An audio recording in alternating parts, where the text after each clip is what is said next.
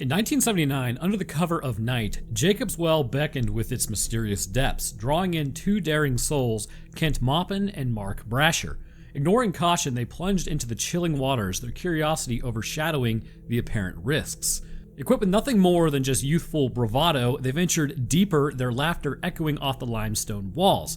But as the hours passed, their laughter faded into silence, swallowed by the unforgiving darkness below. 4 years after their tragic disappearance, the allure of Jacob's Well proved irresistible once again. Richard and Clark, fueled by ambition and potentially even ignorance, plunged into the darkness as well, unaware of the horrors that actually awaited them. As they navigated the labyrinth caves, their air supply began to dwindle. But as they neared what seemed like freedom, they unwittingly plunged into the deceptive dead-end passage, sealing their fates. With their regulator suddenly silent, they found themselves trapped in a suffocating abyss, their struggle for survival echoing in the silent darkness. Then, on February 26, 1984, scuba instructors John and Danny, along with experienced caver Wayne, went on a careful adventure.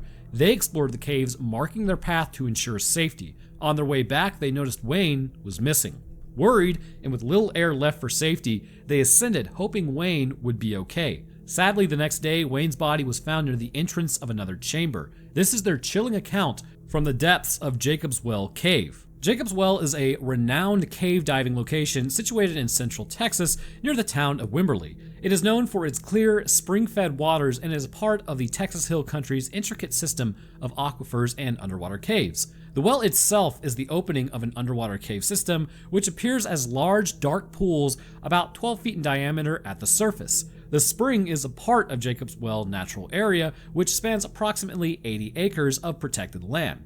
The underwater cave system extends vertically about 30 feet from the surface before sloping down at an angle into deeper passages. The site has tempted explorers for centuries, with the first recorded settlers discovering it in 1850. Early attempts to explore the well were rudimentary and often perilous, with some makeshift diving equipment like a milk bucket with a rubber hose as a primitive diving helmet in the 1930s. Professional exploration began in earnest in 2000 when trained cave divers started to map and document the cave system.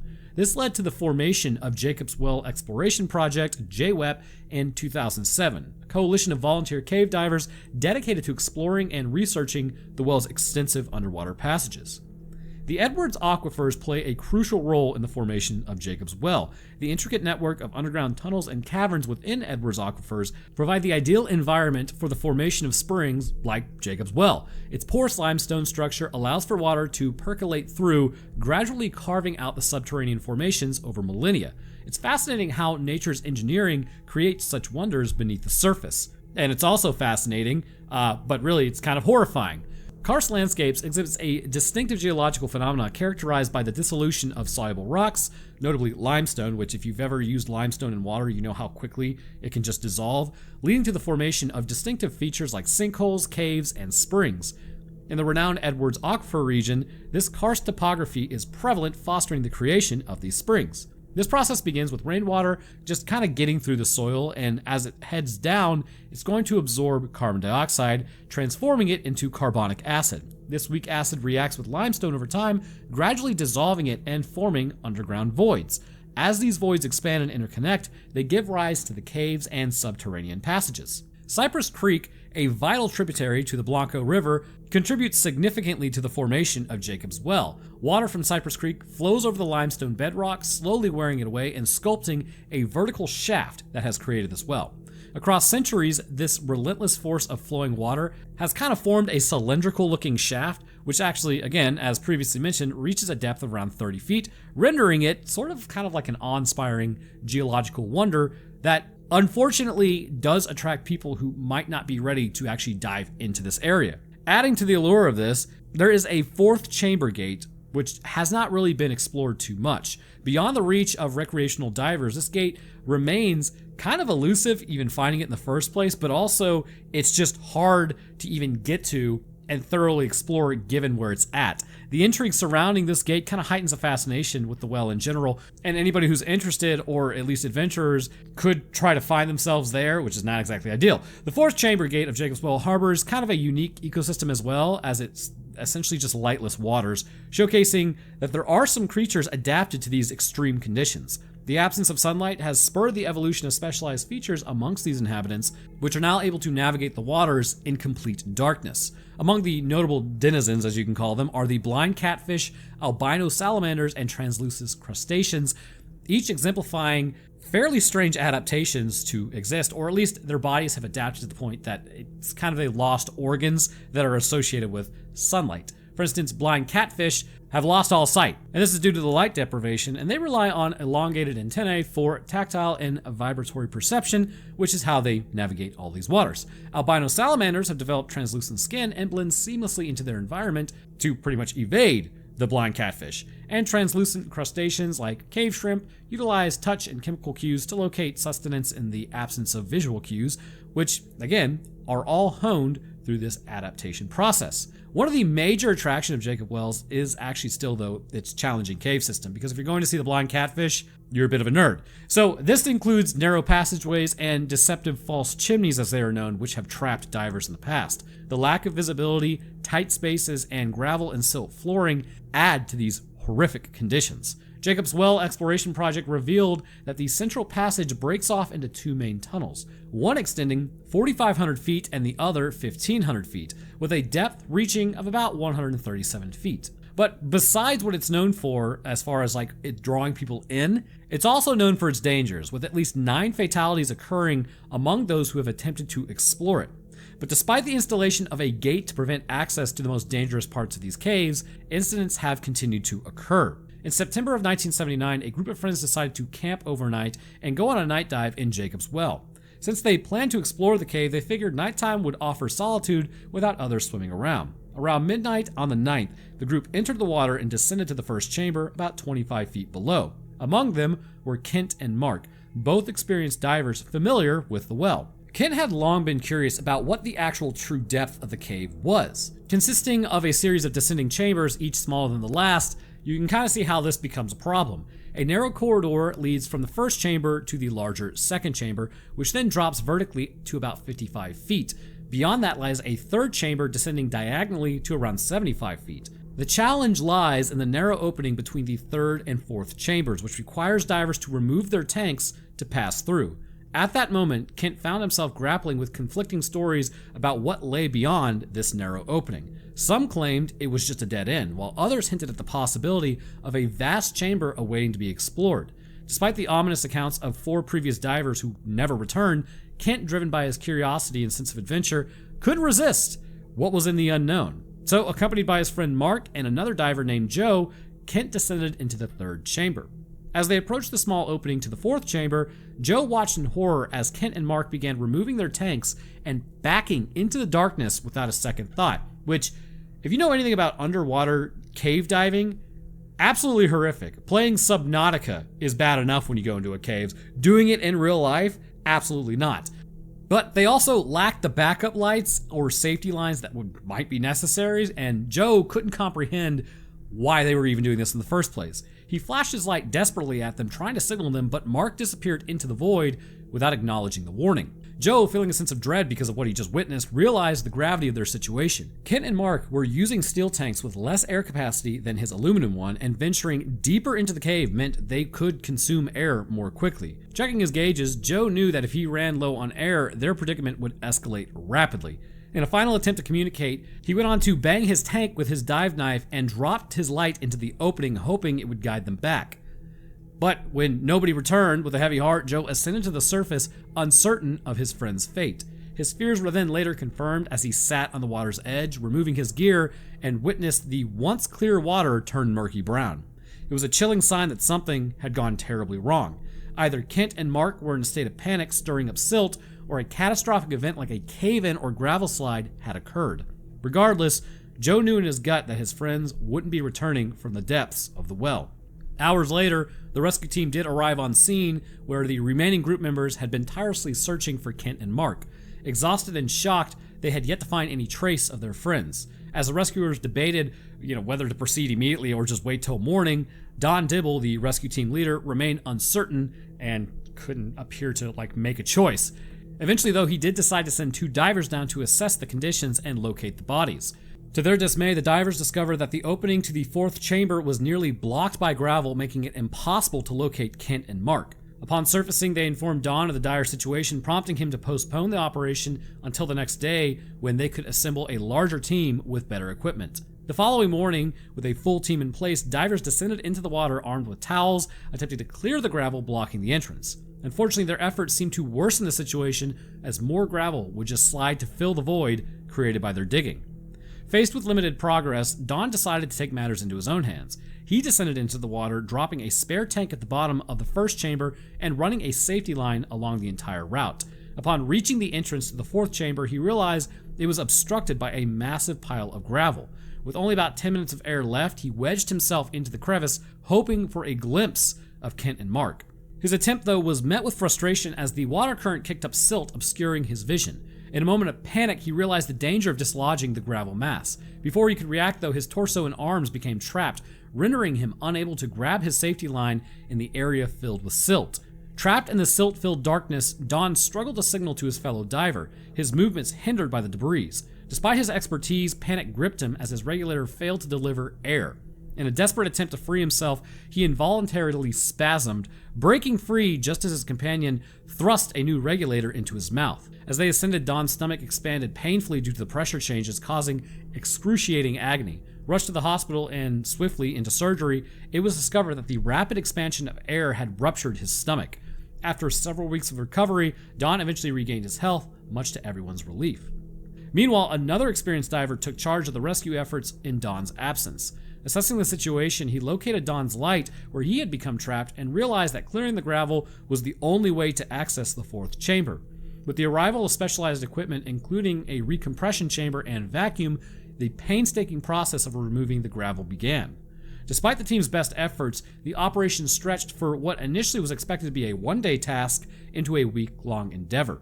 Tensions escalated between city officials and the dive company over the mounting costs, leading to a temporary halt in rescue operations. As a last resort, a diver equipped with a camera was sent down to assess the progress. Initially disheartening, the footage revealed a glimmer of hope, though. A concentration of fish in a specific spot, suggesting that despite the challenges, progress had indeed been made. After painstakingly reviewing the footage, they identified a tank valve and a regulator that likely belonged to Kent or Mark. However, the rift between the dive company and the city at this point remained unresolved, which is absolutely insane. 12 days after the tragic dive, the search was officially called off. Then, months later, Don, eager to prevent further tragedies, arranged for bags of concrete to be lowered into the cave and spent hours constructing a wall over the entrance of the fourth chamber, equipped with a metal grate to allow water flow while sealing off access to the bodies. Don hoped to deter future divers from risking their lives. However, it would have proved that his efforts proved futile. Despite barricading the actual fourth chamber, the gate was removed within just months, replaced by a defiant note, "You can't keep us out."